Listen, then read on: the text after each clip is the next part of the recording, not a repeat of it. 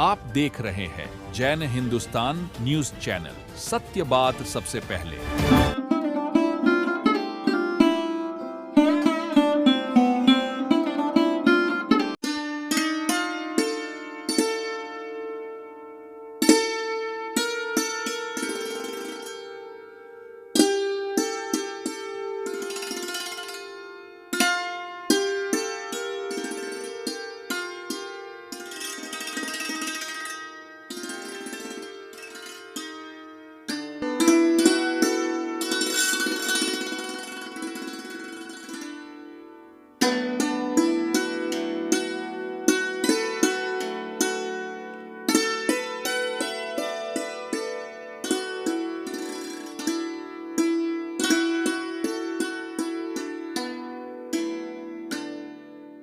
नमस्कार।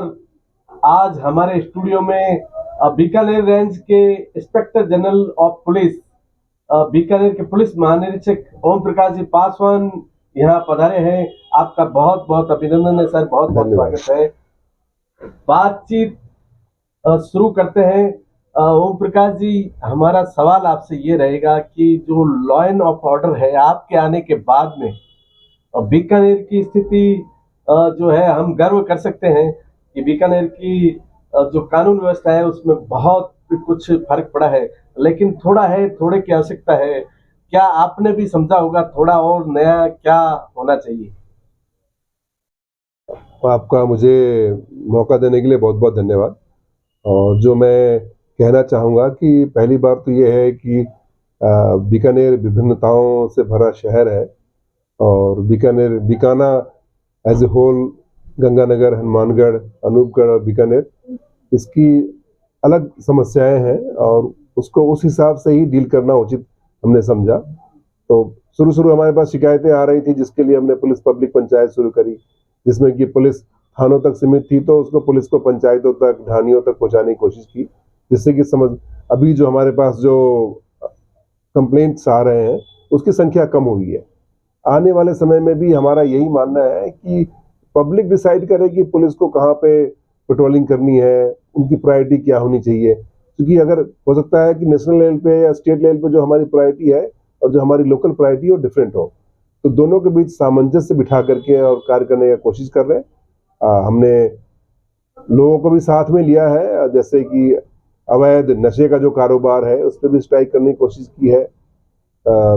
Students against drugs चलाया और पुलिस विद्यार्थी चौपाल चलाया, जिसकी लगभग अभी 2500 मीटिंग्स हो चुकी हैं। और आपको जान के खुशी होगी कि बच्चों ने, स्कूल और कॉलेज के बच्चों ने बहुत बार हमें सूचनाएं दी कि यहाँ पे चिट्टे बिक रहे हैं, और वहाँ पे हमने दबिश दी और वहाँ पे लोगों को पकड़ा।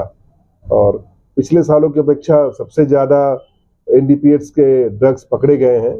इसमें पुलिस का बहुत बड़ा सहयोग है।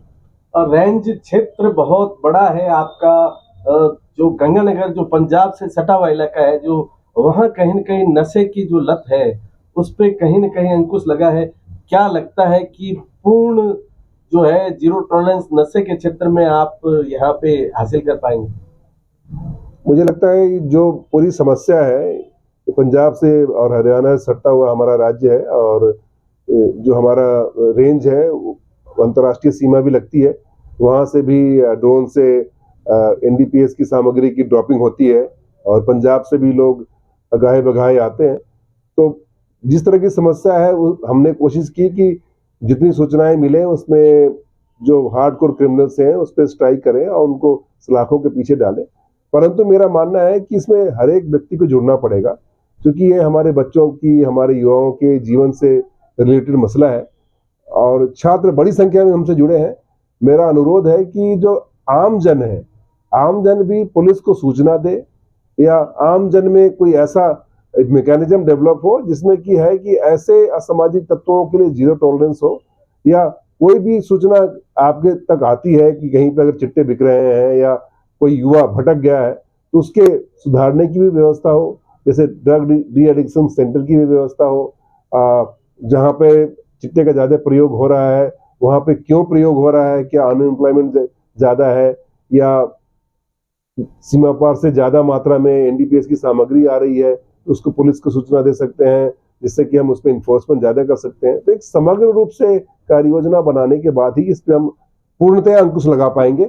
और मेरी कोशिश यही है कि युवाजन को भी साथ लिया जाए, जो हमारे वृद्धजन है उनको भी साथ लिया जाए, जो पब्लिक रिप्रेजेंटेटिव है उनको भी साथ लिया जाए, पुलिस भी अपनी सूचना तंत्र मजबूत करे और फिर हम एक कार्य योजना बना के कार्य करें, जिससे कि आने वाले समय में कम से कम हमारी युवा पीढ़ी इससे बची रहे।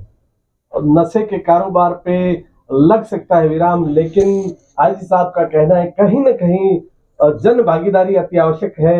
यदि जन भागीदारी होती है तो निश्चित रूप से इस क्षेत्र में, चूंकि बॉर्डर से सटा हुआ इलाका है और यहाँ पर बहुत बड़ी संख्या में गतिविधियां होती है, और लेते हैं एक छोटा सा ब्रेक, बातचीत लगातार जारी रहेगी।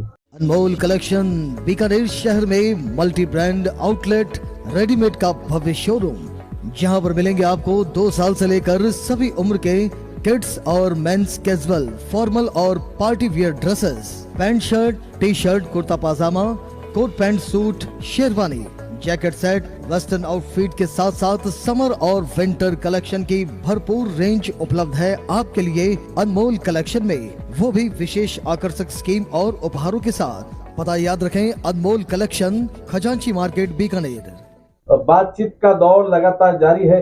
कहीं न कहीं सर, इतने बड़े क्षेत्र में इतने जो थाने हैं या अन्य जो है, अब कहीं न कहीं ऐसा नहीं लगता कि नफरी जो है वह कम है?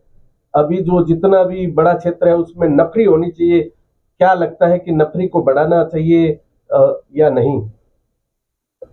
देखिए, अगर हम यूरोपियन कंट्रीज से तुलना करें तो उसकी अपेक्षा में तो पूरे देश में ही पुलिस कर्मियों की संख्या बहुत कम है। और राज्य में चूंकि हमारा सबसे बड़ा राज्य है तो चूंकि क्षेत्रफल के हिसाब से पुलिसकर्मी नहीं है, परंतु मेरा सिर्फ इतना कहना है कि एक यूनिफॉर्म धारी जो पुलिसकर्मी होता है, एक जो रेस्पॉन्सिबल सिटीजन है, हम तो उसको भी यूनिफॉर्म के बिना काम करने वाला पुलिसकर्मी मानते हैं। हर एक सिटीजन अगर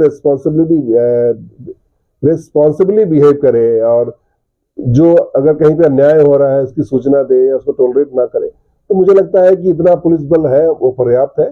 परंतु डेफिनेटली पुलिस बल की संख्या कम है और आने वाले कुछ दिनों में रिक्रूटमेंट भी होना है, पहले भी रिक्रूटमेंट हुआ है और मुझे आशा है कि आने वाले कुछ दिनों में जब नए रिक्रूट जो पुलिस कांस्टेबल हैं वो आ जाएंगे तो उसकी नफरी भी पूरी हो जाएगी। अभी फिलहाल कुछ स्थानों पे देखा है, जैसे नथुसर गेट के बाहर जो नई पुलिस चौकी बनी थी और इसके अलावा मुरलीधर में भी जो निर्माण कार्य जारी है, तो वहाँ जो व्यवस्था है, अभी पीछे देखा हमने कि एक कांस्टेबल या हेड कांस्टेबल के माध्यम से ही वो सारा उस एरिया को चेक संभाल रहे हैं, तो वो संभव नहीं कहा जा सकता। इसमें बात यह है कि जब इलेक्शन होता है तो हमारी प्रायोरिटी डिफरेंट होती है। हमारी प्रायोरिटी होती है कि ऐसे संवेदनशील इलाके जहां पर कि कुछ वायलेंस होने की संभावना हो या वोटों की खरीद फरोख्त होने की संभावना हो या कोई इन्फ्लुएंस करे वहां पे या कोई वीकर सेक्शन को इन्फ्लुएंस करके वोट दिलाए, तो ऐसे पॉकेट्स पे हमारा ज्यादा नजर रहता है। उस हिसाब से नफरी लगाई जाती है। परंतु मेरे संज्ञान में ये बात आया था और मैंने जिला पुलिस अधीक्षक महोदय है उनको कहा है कि जो भी चौकीज हैं जो कि सिटी के बीच में है या जहाँ पे लोगों की आमदरफ्त ज्यादा है, वहां पे नफरी पर्याप्त दी जाए। और मुझे लगता है कि उन्होंने या तो कर दिया होगा या वो प्रोसेस में होंगे। अभय कमांड एक बहुत बड़ा पुलिस का जो है एक संगठक है जो चल रहा है, लेकिन अभी भी कैमरे जो है वह या तो सही ढंग से काम नहीं कर रहे हैं या कर रहे हैं तो उन पे संज्ञान नहीं लिया जा रहा है। इसके पीछे क्या कारण हो सकते हैं?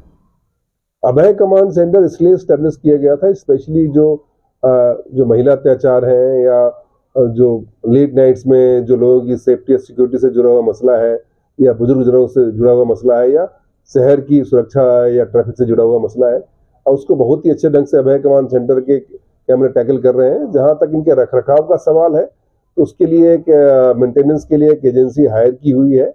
कुछ एक जगह पे ऐसी समस्या हो सकती है, परंतु हर एक महीने में इनकी ऑडिट होती है और जहां जहां पे कैमरों में समस्याएं आती हैं उसको ठीक किया जाता है। एक टिपिकल एक क्षमता के कैमरे कभी कभी नहीं मिलते हैं, उसमें कभी कभी देरी हो सकती है। और आपने मेरे संज्ञान में एक चीज लाई है, मैं कोशिश करूंगा कि इसकी पूर्ति हो। ओम प्रकाश जी, से हम यह भी गर्व कर सकते हैं कि बीकानेर रेंज के आप महानिरीक्षक हैं और अभी वर्तमान में ही आपको पुलिस का बहुत बड़ा सम्मान दिल्ली में मिला है, अलंकरण जो मिला है आपको, उसके बारे में भी आप जो आपने कार्य किया है, आप हम गर्व कर सकते हैं बीकानेर के निवासी। विधानसभा जो अभी पिछला चुनाव था उसमें भी आप द्वारा यहाँ पे बहुत भारी व्यवस्था की थी, कहीं भी कोई वायलेंस नहीं होने दिया। क्या व्यवस्था थी, कैसे आप ये करते हैं, यह भी हमारे दर्शकों को थोड़ा सा जानकारी मिले तो। जैसा आप सबों को पता है कि पिछले विधानसभा चुनाव में या लोकसभा चुनाव में यहाँ पे वायलेंस हुए थे और जिसकी पूर्व सूचना थी, लोगों से हमने इनपुट लिया और हमारी त्रिस्तरीय व्यवस्था है। एक तो है कि जनप्रतिनिधि, सरपंच, मीडिया कर्मी समूह से सूचनाएं लेते हैं। एक हमारा पुलिस का पारंपरिक जो तंत्र है जो सूचना संकलन करने का, और तीसरा है कि हम जो आईटी, जो सोशल मीडिया के उपयोग से, आईटी के टूल्स के उपयोग से जो सूचनाएं मिलती हैं उनसे सूचनाएं संग्रहित की। और इलेक्शन के दौरान हमने 3 महीना पहले ही जो राज्य से बाहर से जो लोग आते हैं उन पर 0 टॉलरेंस रखा। ऐसा नहीं, जो अब कोई व्यवसाय करने के लिए आता है, कोई अपना स्टूडेंट्स पढ़ाई के लिए आ रहा है, उसके लिए हमने ये कोशिश की कि उनको कोई दिक्कत नहीं हो। बट ऐसे असामाजिक तत्व जिनकी गाड़ियों के रजिस्ट्रेशन नहीं है या उनके पास कोई ऐसे पास नहीं है जो चीज करने के लिए आए हैं, तो ऐसे लोगों पर सख्ती की जिससे कि राज्य से बाहर के लोगों की आमदरफ्त कम रही। पहली बात तो ये। दूसरी बात ये है कि वहाँ का एसपी महोदया ने खुद या मैंने भी खुद सारे गांवों का हमने दौरा किया और पर्याप्त मात्रा में पुलिस बल नियोजित किया, जिससे कि उनमें एक विश्वास की भावना जागृत हुई, जिससे जो असामाजिक तत्व है कोई व्यवस्था बिगाड़ नहीं पाए। और सबसे महत्वपूर्ण बात यह है कि बीकानेर के आमजन का सहयोग रहा और उनको लगा कि इस बार हमें बिना भय के और शांतिपूर्वक मतदान करना चाहिए और अपने जनप्रतिनिधि चुनने चाहिए। इस कारण से वायलेंस नहीं हुआ। तो लोगों ने यह माना और साथ में जन भागीदारी पुलिस के साथ मिलकर आईजी साहब का कहना है बहुत बड़ा योगदान दिया। आईजी साहब, प्रेस की जो भूमिका है, पुलिस और प्रेस में कहीं न कहीं जो है वो खिंचाव, तनाव रहता है, क्या लगता है कि इन दोनों में सामंजस्य हो तो अच्छा कार्य किया जा सकता है? मेरा तो व्यक्तिगत तौर पे मानना है कि पुलिस और प्रेस दोनों ही एक तरह का ही काम करते हैं। दोनों ही समाज में शांति और व्यवस्था कायम करने में दोनों का अपना अमूल्य योगदान है और किसी भी हालत में प्रेस की स्वतंत्रता को स्टैब्लिश रखने की आवश्यकता है। तो प्रेस अपने ढंग से अपनी बात रखे और पुलिस की जो कमियां हैं डेफिनेटली वो प्रेस में आएंगी। गाये बगाये छोटी मोटी समस्याएं आती हैं, इंफॉर्मेशन का उतना प्रभाव नहीं हो पाता है, परंतु हमने कंट्रोल रूम की व्यवस्था की है और एक व्हाट्सएप ग्रुप भी है जिसमें कि प्रेस को सूचना दी जाती है। और सबसे महत्वपूर्ण बात यह है कि मेरा ऑफिस हमेशा ही आपके लिए खुला है, आपके लिए नहीं, आमजन के लिए। और मैं कोशिश करता हूं कि कोई भी व्यक्ति मेरे तक आए तो मेरे से मिल करके जाए, जो सूचनाएं उनको मिलनी चाहिए, क्योंकि सूचना क्रांति की सदी है और इसमें हमें कोई सूचना छिपानी नहीं चाहिए। छोटी मोटी अगर ऐसी दिक्कतें आ रही हैं तो आने वाले समय में भी हम मिल बैठ करके इसका निस्तारण कर सकते हैं। बातचीत का दौर लगातार जारी रहेगा, लेते हैं एक छोटा सा ब्रेक। गोलछा स्टोर बीकानेर में स्वादिष्ट ब्रांडेड खाटा, सभी तरह के जायकेदार अचार, चूरी, सुपारी, माउथ फ्रेशनर और मुरब्बे में सालों से ग्राहकों के विश्वास का नाम, क्योंकि यहाँ मिलते हैं ग्राहकों को सभी प्रोडक्ट्स नंबर 1 क्वालिटी के साथ। और जी हाँ, ये सभी प्रोडक्ट्स आपको हमारे यहाँ मिलते हैं होलसेल के दामों पे। बीकानेर में नंबर 1 और सुप्रसिद्ध आपका अपना गोलछा स्टोर, पता याद रखें, कोट गेट, सट्टा बाजार, बीकानेर। बातचीत लगातार जारी है। ओम प्रकाश जी के संज्ञान में हम एक बात लेकर आना चाहेंगे। पिछले कुछ समय पूर्व यहाँ पे एक संभागीय आयुक्त महोदय हुए थे, उन्होंने बहुत अच्छी व्यवस्था पुलिस के माध्यम से, सहयोग से यहाँ पे बिठाई थी। कहीं न कहीं जनता में एक विश्वास पैदा हुआ था ट्रैफिक व्यवस्था को लेकर। क्या अभी भी ट्रैफिक में बहुत कुछ सुधार की गुंजाइश है और आगे इसके लिए क्या पुलिस इसके लिए क्या कर रही है? मैं शुरू से ही ये मानकर चल रहा हूँ। मैं आपको बताना चाहूँगा कि बीकानेर संभाग एक पहला संभाग है जिसमें कि हम आर्टिफिशियल इंटेलिजेंस का उपयोग करने जा रहे हैं ट्रैफिक रेगुलेशन के लिए, जो पूरे राज्य में पहला संभाग है, जिसके लिए हमने चारों जिलों में कमेटी बनाई है और बीकानेर संभाग स्तर पे कमेटी कार्य कर रही है। और हमने जो बीकानेर से जयपुर का हाईवे है उसको पायलट प्रोजेक्ट के तौर पर लिया है, जिसमें कि हम चाहते हैं कि इसमें 0 एक्सीडेंट्स हो। और दूसरी बात यह है कि किसी भी शहर का विकास तभी होता है जब बाहर से आने वाले लोग ये देखते हैं कि यहाँ पर ट्रैफिक सेंस हो। तो जितने भी हमारे आने से पहले यहाँ पर कोई भी ट्रैफिक लाइट्स कहीं पे भी नहीं थी, आज आप देख पा रहे होंगे कि जो भी सरकार की सहायता से लगभग जो महत्वपूर्ण चौराहे हैं वहाँ पर ट्रैफिक लाइट्स की व्यवस्था कर दी गई है। तीसरी बात ये कि लोगों को अवेयर करने की भी आवश्यकता है, क्योंकि ये पुराना शहर है और पुराने शहर का जो तासीर भी पुरानी है, लोग आपस में मिलते जुलते रहते हैं।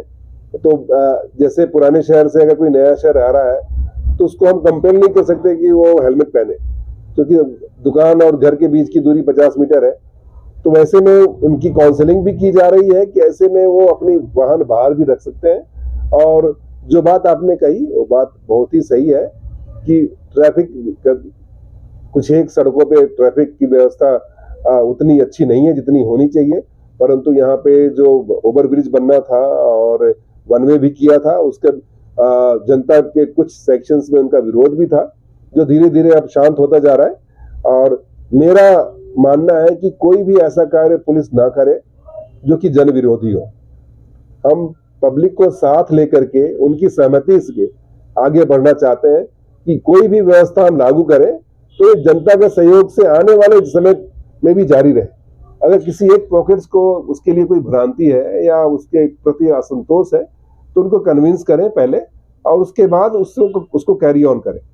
एक जगह पे हमने वन वे किया था, दूसरी जगह पे भी वन वे करने का विचार है, और उसमें प्रॉपर जो सर्वे है, लोगों से बातें करना है, कंसल्टेशन है, वो जारी है। और जब मुझे लगेगा कि बाय एंड लार्ज हम जनोपयोगी व्यवस्था कर पाएंगे तो उसको भी लागू किया जाएगा। और मेरा व्यक्तिशः मानना है कि बीकानेर के लोग शांतिप्रिय लोग हैं और चीज़ों को समझते हैं और उनमें इंटेलेक्ट की भी कोई कमी नहीं है। जिस तरह के ज्ञानवान लोग हैं और जिस तरह की विवेचना करते हैं, आने वाले समय में जब हम इनको एक जाजम पे बिठाएंगे तो ये हमारी बात भी सुनेंगे और आने वाले समय में आपको ट्रैफिक में भी पहले से बेहतरी दिखेगा। पहले से बेहतरी दिखेगी। एक छवि पुलिस का जहां भी आता है एक छवि जाती है, अलग हटके छवि जाती है। लेकिन जब से महानिरीक्षक ओम प्रकाश जी आए हैं तो हमने देखा है कि पब्लिक से जुड़े हुए मामले, जो संवेदनशील मामले हैं, पब्लिक की जो संवेदना है उनको समझने की बात है। एक परोपकाराय नाम की आपने अभी काउंसलिंग चालू की है, उसके बारे में भी हमारे दर्शकों को थोड़ा बताएं तो ज्यादा बेनिफिट रहेगा।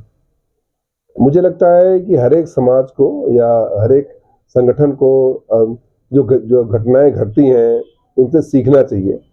तो हमारे यहाँ एक दुखद घटना घटी जिसमें कि 5 लोगों ने सुसाइड कर लिया, और कुछ एक दिनों पहले पुलिस परिवार में भी 2 कांस्टेबल्स ने सुसाइड किया है। तो हमारे लिए यह आई ओपनर था कि हम इस पे सोचें और मंथन करें कि ऐसी कौन सी व्यवस्था है, ऐसी कौन सी चीज़ है जो इनको सुसाइड करने के लिए मजबूर कर रही है। और इसके लिए आप 2 साल में जितने सुसाइड्स हुए हैं पूरे रेंज में 1306, उसका हमने अध्ययन किया है, उसका पैटर्न की स्टडी कर रहे हैं। और हमने एक टोल फ्री नंबर भी जारी किया है जिसपे कि कोई भी किसी व्यक्ति को लगे कि भाई मेरी समस्या का समाधान नहीं हो रहा है, हमें अपनी जीवन लीला समाप्त करनी है, हमें कोई पूछने वाला नहीं है, वो टोल फ्री नंबर आपको एड्रेस करेगा, आपकी काउंसलिंग की व्यवस्था कराएगा। अगर मेंटल इलनेस की प्रॉब्लम है तो डॉक्टरों से बात करके आपकी इलाज की भी व्यवस्था कराएगा। और अगर आपको काउंसलिंग की व्यवस्था करनी है, पुलिस में काम नहीं हो रहा है, प्रशासन में काम नहीं हो रहा है, तो कम से कम एक हम सेतु का काम करना चाहते हैं, जिससे कि वो 5 या 10 मिनट जिसमें कि आदमी उस कौतूहल में आकर के और अपनी जीवन लीला को समाप्त कर लेता है, उस समय उनका हम सहारा बने। और आपको जान करके बहुत अच्छा लगेगा कि जिन्होंने बैंक से लोन ले रखा है, जिनकी डोमेस्टिक वायलेंस है, हस्बैंड वाइफ की लड़ाई चल रही है, भाइयों भाइयों में लड़ाई चल रही है, मेरों की लड़ाई चल रही है, उसमें भी कहते हैं कि भाई ने मेरी सम्मति नहीं दी, वो लोग भी हमें फोन कर रहे हैं। और जो चीजें हम उनको समझा सकते हैं हम खुद समझा रहे हैं, वहाँ के सरपंचों की सहायता से, उनके मोतबरों की सहायता से समझा रहे हैं। अगर राजस्व का मसला है तो राजस्व विभाग को रेफर कर रहे हैं, अगर साइकेट्रिक मसला है तो पीवीएम में भी रेफर कर रहे हैं। और अभी तक हम बहुत सारे लोगों की वेदनाओं को सुन चुके हैं और अभी तक तो जो भी लोगों ने संपर्क किया कम से कम उनको हम कोई रिलीफ देने की स्थिति में है। और मेरा पूरा विश्वास है कि जिस ढंग से समाज सेवी संस्थाएं भी हमारे साथ जोड़ रही हैं उनको भी जोड़ करके हम आगे एक ऐसे ही धारा प्रवाहित करेंगे जिसमें कि कम से कम सुसाइड्स हो। अगर हम 2024 में एक जीवन भी बचा लेते हैं तो मैं मानूंगा कि मेरा कार्य सफल हुआ।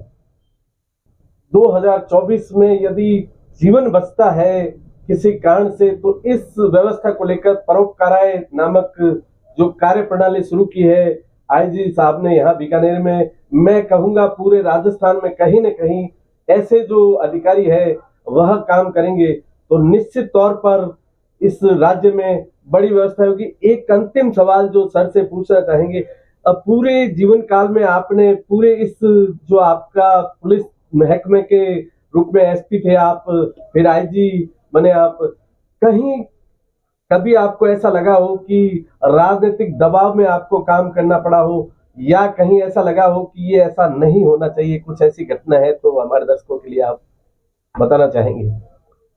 किसी भी प्रजातांत्रिक व्यवस्था में हमारा देश एक प्रजातांत्रिक देश है जिसमें सबको अपनी बात रखने का अधिकार है।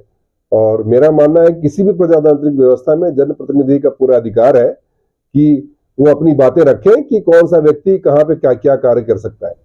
तो इसलिए डेफिनेटली जो पॉलिटिशियंस हैं या जो जनप्रतिनिधि हैं उनके विचार हमें सुननी चाहिए, उनके विचार आते भी हैं। कभी कभी दोनों में डिफरेंस ऑफ ओपिनियन भी होता है बट मनभेद कभी नहीं होता। और हमारा ऐसा हमारी कोई सोच भी नहीं है क्योंकि आम आदमी की सेवा के लिए यह संस्था बनाई गई है पुलिस। और मेरा यही मानना रहता है कि जो पंक्ति में जो अंतिम खड़ा व्यक्ति है अगर वो हमारे पास न्याय के लिए आया है तो हमें पूरी कोशिश करनी चाहिए कि उसे न्याय मिले। और इसी चीज को अपने मन में लेकर के मैं अपने ऑफिस में आता हूं और कोशिश करता हूं कि जितना ईश्वर ने हमें शक्ति दी है उस शक्ति के साथ मैं लोगों के साथ न्याय कर पाऊं।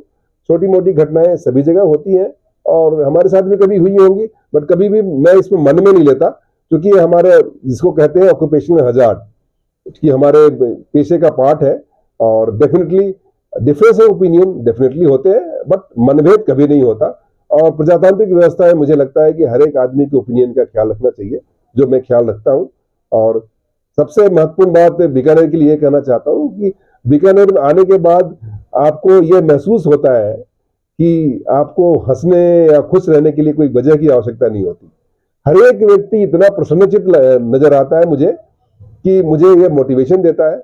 और मुझे लगता है जीवन में पहली बार मैं यह जान पाया हूं कि आपको खुश रहने के लिए संपत्ति की कोई आवश्यकता नहीं होती। आपको जो आत्मिक शक्ति है उसकी आवश्यकता होती है, जो खुद की जो नैतिक मूल्यों की आवश्यकता होती है, जिसमें बीकानेर से आदमी बहुत कुछ सीख सकता है। आपका शुक्रिया। आईजी ओम प्रकाश जी का एकमात्र लक्ष्य है कि अंतिम छोर पर बैठे व्यक्ति तक न्याय को कैसे पहुंचाया जाए, इसी संबंध में इसी तथ्यों को लेकर यह कार्य करते हैं। आपकी शैली बहुत अच्छी है, आप हमारे स्टूडियो पधारे, इसके लिए आपका बहुत बहुत आभार। धन्यवाद। शुक्रिया, धन्यवाद।